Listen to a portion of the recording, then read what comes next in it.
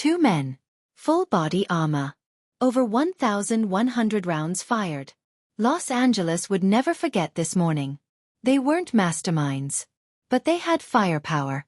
Larry Eugene Phillips Jr. and Emil Matassarianu were already known to the LAPD, not by face, but by signature. Robbery patterns. Assault rifles. Heavy prep. And a level of aggression that didn't fit the usual profile. Larry was the dominant one. Cold. Calculated. A man obsessed with control and survivalism.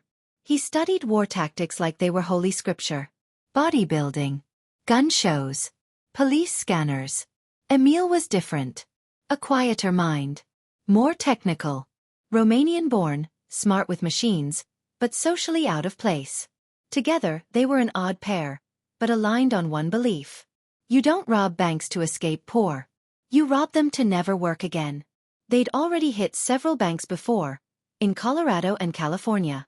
No witnesses killed. No arrests. Just a growing sense of invincibility. In early '97, Larry began scouting the North Hollywood branch of Bank of America. Corner of Laurel Canyon and Archwood. Big. Slow. Full of Friday deposits. It felt like the perfect hit. But it wasn't just another robbery. This one would be different. They started buying gear. Homemade body armor head to toe. Chinese-made Type 56 rifles. Hundreds of rounds of armor-piercing ammunition. Police-grade scanners. Modified getaway vehicles. Even watches taped to their gloves, to time everything to the second. They weren't just planning a heist. They were preparing for war. Larry didn't trust anyone outside the mission. No crew. No middlemen. Just him and Emil. Two soldiers in a private war. The plan was built like a military op. Friday, February 28th. Payday. The North Hollywood Bank of America would be full.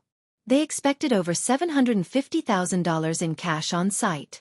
It would take no more than 8 minutes. They rehearsed it over and over in a rented warehouse. Not the robbery, the exit. Get in, control the room, grab the vault money. But the heart of the plan was the escape route. Larry spent weeks mapping streets, traffic flows, alleyways.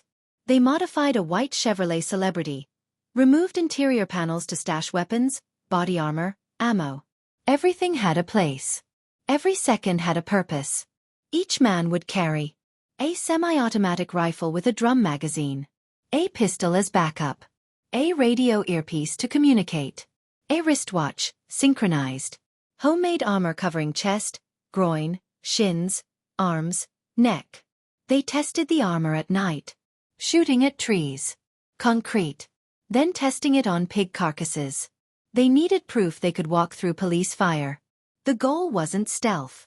It was force. They planned to overwhelm the bank. Overwhelm the police. Escape before law enforcement could even react properly. They counted on one thing. That the LAPD would be underprepared. They were right about that. But they miscalculated something else. How long the city could burn before someone fought back. 7:59 a.m. Larry and Emil pull up to the Bank of America in North Hollywood. Both dressed in black. Faces hidden behind ski masks. Armor beneath every visible layer. They step out calmly. Rifles in hand. No hesitation. No warning. Larry fires a burst into the sky. A psychological tactic. Inside, panic. Employees drop to the floor. Customers scream. Within seconds, they control the lobby. They move with precision. Larry watches the clock. Emil keeps his rifle trained on civilians while Larry demands access to the vault. But there's a problem.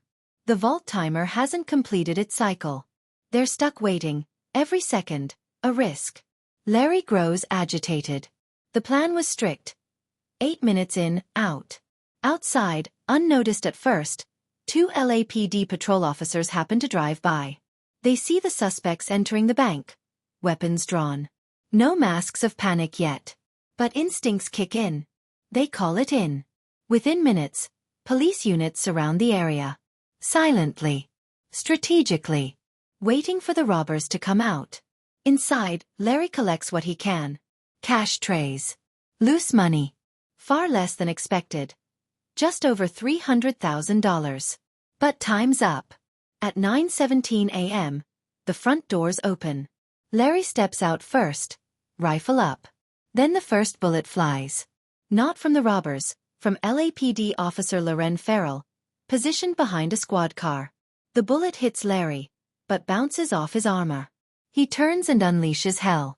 Seconds later, Emil follows, spraying rounds from his rifle. It's war. Police have pistols and shotguns. The suspects have fully automatic rifles with armor-piercing rounds. LAPD is outgunned, outprotected. But they don't fall back. The robbers begin walking. Not running, walking down the sidewalk, firing as they go. Bullets slam into squad cars, storefronts, helicopters. Civilians hide in nearby stores. Bullets pierce walls. Officers are hit.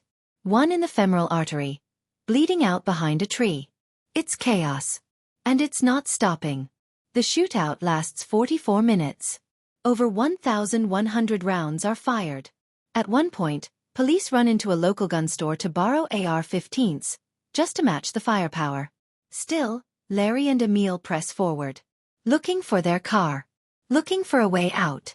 But their timing failed. Their route is blocked. And their escape plan is unraveling. They make a choice. Get in the getaway car, or fight through the perimeter. They split up. And that's when everything truly begins to fall apart. The plan was built on precision. But once they stepped outside, it all turned to noise. Larry tries to retreat to the getaway car. It's riddled with bullets. Tires flat. Windows gone. He opens the trunk, pulls out another rifle, another magazine. Keeps shooting. He moves like a machine. Calm, methodical. But the cracks are visible. He's been hit multiple times. Armor holding.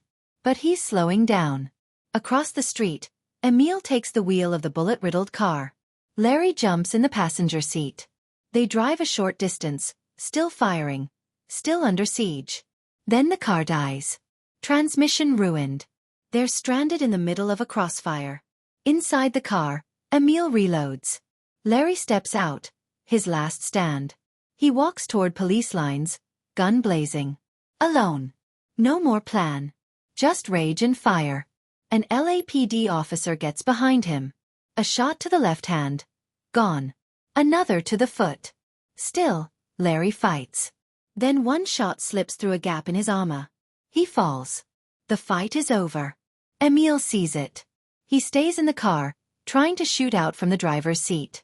But the vehicle's blocked. He's boxed in. A SWAT team surrounds him, armed with high-caliber rifles. They fire beneath the car, hitting his legs. He screams in pain. Blood pools.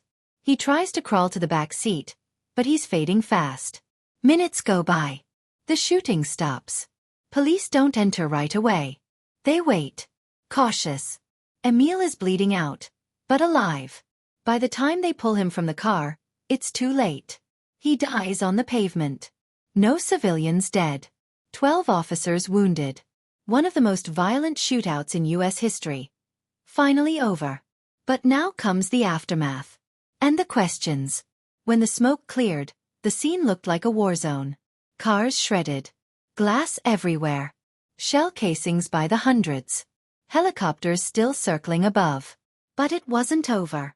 The media descended within minutes.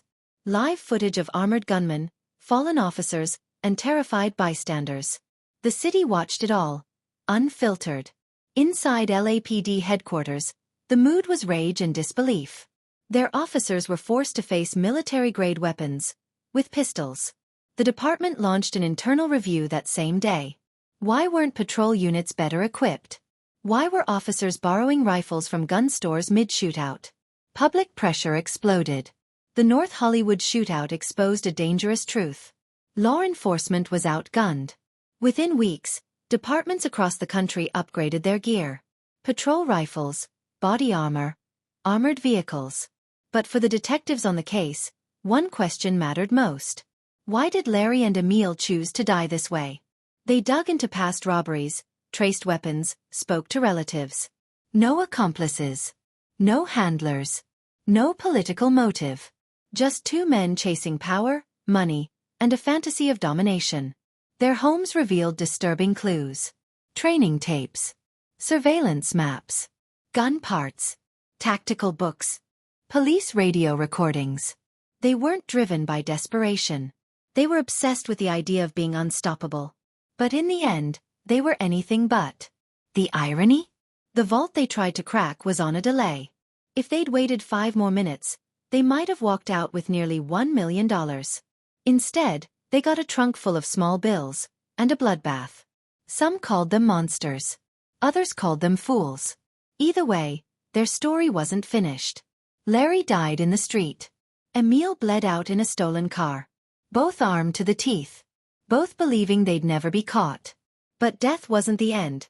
Not for the city, and not for the case. The FBI took over the federal investigation. Not to arrest but to understand. How 2 men, with no military background, waged war on an entire police force for 44 minutes. It turned out, they'd been preparing for years. Previous bank hits. Weapons stockpiles. Dozens of armor modifications. Hand-stitched, plated, reinforced. All designed for one day. This day. The money? Recovered. Every last dollar accounted for. Burned, bloodied, or bagged. Their families? Silent. Emil's mother would later sue LAPD for letting him bleed out. She lost. The LAPD? Changed forever. After North Hollywood, patrol units across America were upgraded. Not just with weapons. With training, strategy, and readiness. And the robbers? No cult. No manifesto. No cause. Just 2 men with god complexes and automatic rifles. Who believed they could outgun a city and vanish into legend. They didn't. Instead, they became the faces of one of the most absurd, violent, and ultimately pointless crimes in American history. No getaway. No glory. No survivors. Just this. 2 men in full body armor, walking into gunfire, and thinking they'd win.